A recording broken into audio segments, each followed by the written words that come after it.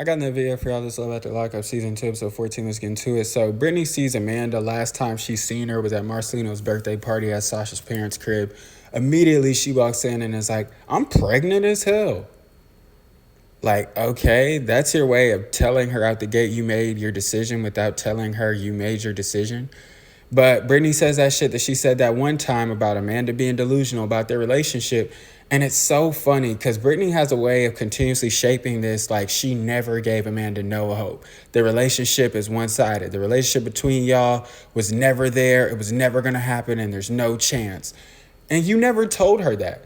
You're still not telling her that. Like, you know what I'm saying? Like, that's just the part that bothers me. Like, is Amanda delusional? Like, did I think that Amanda and Brittany were going to be together? I didn't think that.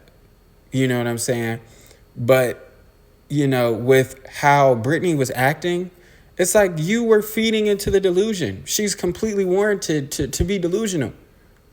Anybody in that situation would be delusional. She was in denial. That was your time to check it. The first time that you seen her, you could have checked that feeling of denial that she had about you and Marcelina's relationship and been like, no, like that's who I'm with now. You know, we had fun in prison, making out on the bunk beds and hiding behind the little clothes we hung up on that motherfucker, but it's real life now. You should have checked that shit from the start and you never did. So yeah, I understand Amanda being delusional. If you pulling her into the pool, feeling all on her, picking her up, grabbing her by her booty. I understand Amanda being delusional when you take her out on a date and try to get her to have a threesome. I understand it. But stop trying to make this like it was just Amanda. Like, get the fuck out of here. So Taylor calls Matt and she got in her confessional and was like, I don't think I'm going to bail him out. You're going to bail that man out. Please stop. I just hate when people fucking lie. Stop fucking lying. You're going to bail that nigga out and that's okay. Like people, they be so worried about what other people think, but it's like we think even less of you for lying.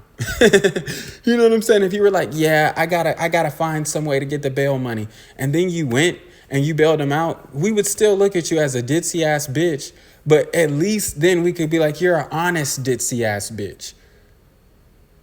But don't try to sit there and be a strong woman. Yeah, I'm not gonna bail him out, and then go and bail him out. Like, bitch, come on. Clinton Tracy ain't talked in a grip, but now it's time for her to leave. So, of course, she going to call him. And she talking about can you come get me? Who is this? Like, bitch, now you need somebody on the outside and I get a call. We ain't talked in I don't know how long. But now you know you ain't got shit out here and you ain't got nobody out here. And you hit me? And, of course, this nigga runs out the house barefoot with his feet catching fire like Roadrunner just to see this little trifling-ass bitch. Disgusting. Sarah on the way to meet Megan talking about, I'm going to let her know I'm the wife and I'm not just the baby mama. Ooh. Ooh, you're not just the, whoa, you're the baby mama. Woo, BM. Like, that makes it even worse. When Sarah sits down with Megan, she says, I had every reason to trust this man and you didn't. Well, I mean, neither of you did, and especially you. You known this nigga for 7 years, and after 7 years, he was always locked up. You known him for 7 years, and after 7 years, before and after you had your kid, he was stepping out on you and stepping out on the relationship for all 7 years. Like, you should know more than anybody that this ain't no surprise. His mom not even surprised. When his mom heard about the situation with Megan and met Megan and then knew that he was still in Sarah's face, she was like, I know my son. Granted, she's known him way longer than you have, but still, she's like, I know who he is, like, and I know how he get down, ladies man, manipulator, player, whatever, he on that. So you shouldn't have even trusted him. His own mom don't even trust him. Megan says that Sarah's stupid for staying with him because they pretty much sat in front of each other and was like, oh, well, you're stupid because you're the mistress. Sarah was like, you're stupid because you're the mistress. And then Megan was like, well, you're stupid because he has a mistress. Like, I don't know. I really wasn't paying attention because, like, my mind was just thinking, like, both you bitches are stupid. So I was just like, I don't know why we're having a competition of who's more stupid because both of you bitches are stupid. You know what I'm saying? Like, but I mean, especially Megan. Because, like, I get you wanting to, you know, be in his life or whatever. You know what I'm saying? But it's different for Sarah because She actually has kids with the nigga. You know what I'm saying? But nothing for you is really attaching you to this nigga except for the fact that he was the first nigga to open your package. But I mean, so what? Like, I know, you know what I'm saying? Like, I don't want to say that that's not a big deal, but I'm like, majority of women probably like don't even talk to the first nigga that opened a package. Granted, those women started earlier than you did, but still, I'm sure none of these women talked to no nigga, not they first nigga who opened a package. I'm sure some of them don't even remember. Some of them might. Some of them might be married to. We gotta do like a survey or a fucking street interview or something like that. I don't know. Because I promise you, and especially at her age, at the age of 28, when women are getting sexually active in high school or even younger than that sometimes, sadly, like your rookie year is as a 12-year-old. Your rookie year is 15. And Megan's like, what, 26, 27, 28? By that time, yeah, they definitely don't remember the first nigga that opened that package. When Caitlyn goes to Matt's hearing where he kept saying all that shit over the phone about, oh, I'm going to get bail, the judge starts saying some of the biggest numbers he could think of. But, you know, I don't know what this nigga thought. Or maybe he was just trying to stay positive because it's like, you have a record and a long one. And even Caitlyn said that. She was like, they're going to take one look at this nigga rap sheet and be like, fuck no, baby. And that's exactly what they did. They were like, nigga, you've been arrested 10 different times. Why did you think that your bail was going to be $1? Like, be for real. So when Caitlyn and Matt's mom go back to Matt's mom crib, she was like, have you decided on what you'll do? And Matt's mom was like, honestly, if you moved on, that might give him the strength to move forward as well. And I'm thinking like, nah, this nigga just finna find another dumb bitch like her. And she was like, oh, he's facing 10 years, so he can't expect for me to sit and wait on him. Nobody's expecting you to do anything. We've been told you to leave. His own mother is telling you to leave. Like, how are you guys not even like, I get it. You can't hear us. You'll probably never watch this video. You'll never see it. But if the mother of the nigga who you're dealing with and can't get to act right is telling you to leave this nigga, what else do you need? So they fast forward back to Sarah and Megan, and Sarah covered her ears. And she was like, I'm done with this. I'm a mom. Like, huh? Don't try to play the high road. Don't try to play the high road now. You took a 2-hour road trip to confront a bitch about, quote unquote, your man that both of you is probably going to fuck with all after the fact anyway. I'm a mother and a strong woman. I don't have time for this. One of those things is true. I'm a mother and a strong woman. Like, yeah, I mean, you're one for two. One of those things is true. You know, you are a mom, Sarah. You sure are a mom. But a strong woman, like, no strong woman would put up with any of this foolishness. They would never even get to this point. A strong woman would have been left Michael ass behind. A strong woman would have been like, hey, I made mistakes, but if I'm not finna find a stepdaddy to take care of them, then I'll just do what I've been doing and be a single parent, raising 2 daughters and make that shit happen. That's what a strong woman would do. A strong woman wouldn't go around confronting other women that her nigga's been with, you know, because she's breaking up the family, which to some extent, like, she is, but she's not. She is, because, like, come on. But she's not, because she didn't know. And also, that nigga bears some accountability and responsibility. Lizzie gives Scott back the ring, and she says she wants a friendship. Scott was like, all those years in prison, you said you never leave. And you said you never go anywhere. And you believe that? Like, this nigga Scott went from, I don't want to hold you back, I'll just leave, to I'm not going anywhere. Like, Lizzie was like, Scott, get the fuck out of here. There's no relationship. Oh my gosh. Yo, I didn't want to speak on that shit from earlier because that shit, like, it's nothing to say. Like, I know y'all probably thinking, like, bruh, is this nigga not going to talk about when she looked at that nigga and told him that, you know, he don't have no bread, so it's over, you know what I'm saying? And she need this nigga for the bread, so if he don't have the bread, then it ain't nothing that she could do with him. It's like, bruh, honestly and truly, I seen that shit, but, like, what y'all want me to say except for I told you so. You know what I'm saying? Like it's nothing special I can say about that. At the end of the day, it was always gonna happen. You gave the bitch $100,000. She's not attracted to you. You guys never fucked. You never did anything.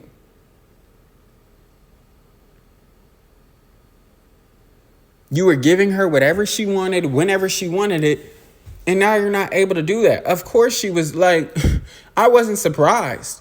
That shit happened and I literally had a straight face. Like, I can't wait till when I'm able to do these live reactions to these shit so y'all can see I dead ass just be looking at this shit with a straight face. Because it's like, I don't be surprised. Bitch grabbed his face and was like, if you don't have money, I don't need you anymore. And mushed that nigga's face. She mushed that nigga's face, y'all. That nigga got his face mushed. Like, what are we saying, bro? What are we saying right now? Nigga got his face mushed. Like, I was, nigga, that shit, motherfucker. And I know y'all was watching that shit feeling bad. Like, oh my gosh, oh my God. That shit was like on Lion King when Scar was like, long live the king. And then kicked that nigga off the cliff. I was like, that shit was like that. But the only difference is I felt bad for Mufasa. Because shit, that was a real ass nigga. That nigga was a real man, a real father, husband, nigga. you can feel bad for Mufasa. Nigga, I ain't feeling bad for no nigga that put himself in that position. But, yeah. Lizzie was like, get out. And now he grew a pair. So before he got out, he ended up flushing the ring. And I was finna give him a prop, so, a hoorah. But I'm like, nigga, yo broke ass could have pawned that shit. Yo broke ass should have pawned that shit. And I know them pawn shops be faulty as fuck and they be getting over. But at the end of the day, something is better than nothing, nigga. You done maxed out 6 credit cards. You ain't got no type home, no nothing, nigga. You know what I'm saying? Anything would have done. They could have gave me $20 for that shit. I'd have took that. Fast forward to Megan and Sarah was in the bathroom, and Megan gets up to hear what she's saying, and she talking about you don't know what it feels like late at night to have a daughter asking where her daddy is because you don't have kids. First off, I just told you I didn't know about you, so nobody was trying to take him from your kid and you. And second, nobody asked you to have kids with this nigga. This nigga has a pattern of not being loyal. This nigga has a pattern of not staying out of jail. Why would you want that to be the father of your kid? Like, okay, with Aviana, you could say you made a mistake, things happen. You cannot say that with the second kid. You doing this to yourself at one point. Like, I'll give you grace with Aviana, but with the second baby, come on, hun. We not doing it. Clint was like, fuck Clint, bro. Clint was like 24 hours early to see Tracy, and God, she was already ugly, but she touching that hard shit where she was in there, so it got Tracy looking like, oh my God. Like, that's all I can say every time she pops up on my screen, because she looks awful. Can't describe it any other way. But anyway, she was like, I waited for my baby, and he didn't disappoint. Can't say the same on this side, but hey. Somebody's happy. Then she was like, I feel like this is my last time and this is my last chance. Like, girl, bye.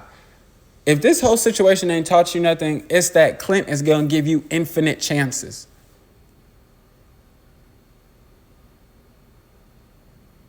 Like, why are we trying to act like this is the second chance or this is the like, no, you have multiple fuck ups. You walked away multiple times. This is like the 55th chance. What do we mean? So now, fast forward, Lizzie got a warehouse job and she got a promotion, and Scott got a new sister named Jasmine. I'm not really too much talking about Brittany and Marcelino because, of course, they got married, and I skipped by their scenes anyway. I was just like, congratulations, kumbaya, whatever. When Sarah was on the phone with Mike, she was like, thanks to you, I'll be having another baby on my own. Thanks to him?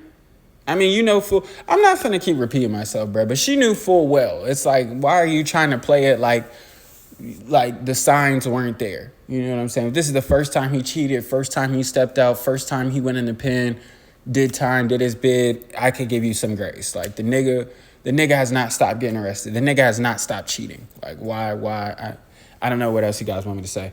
And then in the end, Megan ends up going to see her dad and having to tell her dad all of what happened and how much of a, fucking idiot she looked like.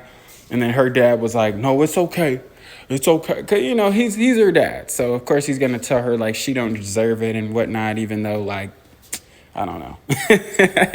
You know what I'm saying? I'm not going to say anything. I'm not, like I said, I'm really so done with talking to them. And this is not even the finale. They got Love After Lockup. Or wait, is that what the show is called? Oh, no. Yeah, that's what the show is called. Love After Lockup. But the next couple episodes is called Life After Lockup.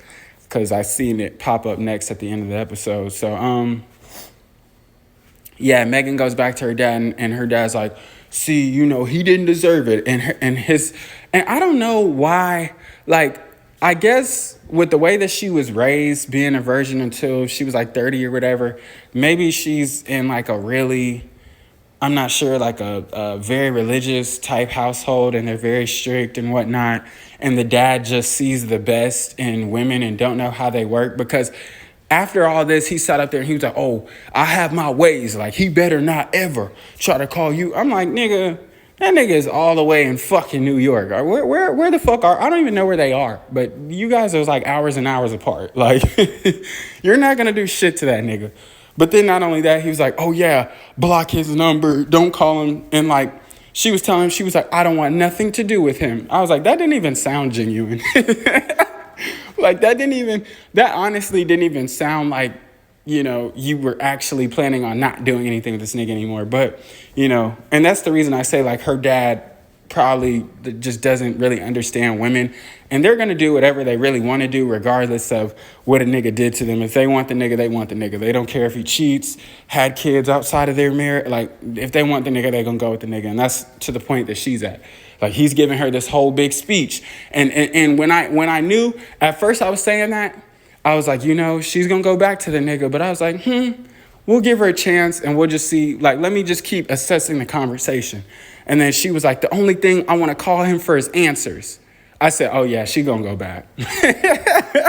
You have the answers. That's what I'm saying. Why do y'all keep lying? It's cool to lie to your dad, and your dad is probably going to get mad, but he's going to be like, hey, you got embarrassed. That's what I would do. I would comfort her while she's crying, and then I'm like, hey, it's up to you. It's your decision. You know what I would do. You know what anybody with a working, functioning brain in their head would do. They would leave this situation, leave this nigga while they're ahead and move forward with life. But if you decide to go back, then I'm not gonna feel bad for you. Like, you're already, you know what I'm saying? And look at you. How are you talking to your daughter like that as a dad? I'm just the type nigga where it's like, I'm not gonna keep repeating myself. Why am I gonna keep telling you stop dealing with this dumbass nigga? Why is this dumbass nigga finna keep telling you stop dealing with him? Why are you with him? He doesn't know. He can't commit. He can't make decisions.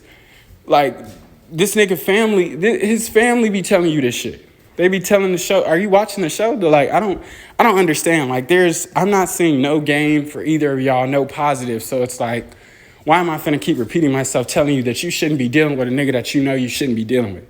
You should have really never been dealing with the nigga in the first place. But now you got your heart broken, and, now you really, really shouldn't be dealing with that nigga. But yeah, as soon as she was like, I just want to call him and get answers, I was like, oh yeah, she finna go back. And her dad literally said what I was thinking. Like, you got all the answers you need. Like, literally, like, just say you're gonna go back to the nigga. Dad, I'm sorry. I know he made me look like a fucking idiot, but hey, I wanna look like a fucking idiot again. You know what I'm saying? And we be like, hey, we don't agree. I don't know how much of this shit I could sit through, but more power to you. Like, for at least just being honest. But it's like, oh, I gotta get answers. Girl, you got the answers. Sarah got the answer. Y'all don't need answers. Y'all had a conversation with each other. You have the receipts. The answers is there. I don't know why you guys are trying to ask Michael, and Michael's not giving you the answers to none of the questions anyway. You're giving yourself an opportunity. And then they sat up there before they left. They was like, oh, he's good. He's good. No, he's not.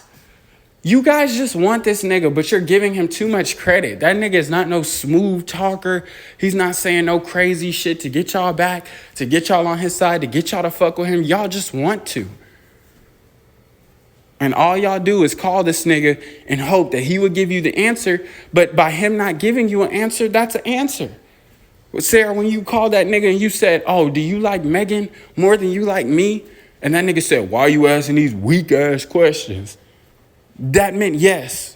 Or that meant I can't choose between the both of y'all. But for you, that should already be a decision since you're the wife, right? Fuck is you talking about? Same thing for Megan. Because at the end of the show, she picked up that nigga's call just like I knew she would. To me, so are you married? The nigga just completely danced with the question. That nigga is on So You Think You Can Dance, Dancing with the Stars, America's Got Talent. Like, this nigga deadass just be dancing around the question. And they keep on calling him, expecting for him one day to answer the question that he never answered at any point. Oh, are you married? See, look, what you don't understand. Like, it's a simple question. If that nigga doesn't say no, it means yes. Like, that's just rule of thumb in yes or no questions. If you don't say no, it's yes. If you say anything but yes, it's no. Like, that's just how this shit works. You have the answer. Stop acting like you guys are going back for answers that you know this nigga's not going to give you. But anyway, don't forget to like, subscribe, share, catch, your friends. Don't forget about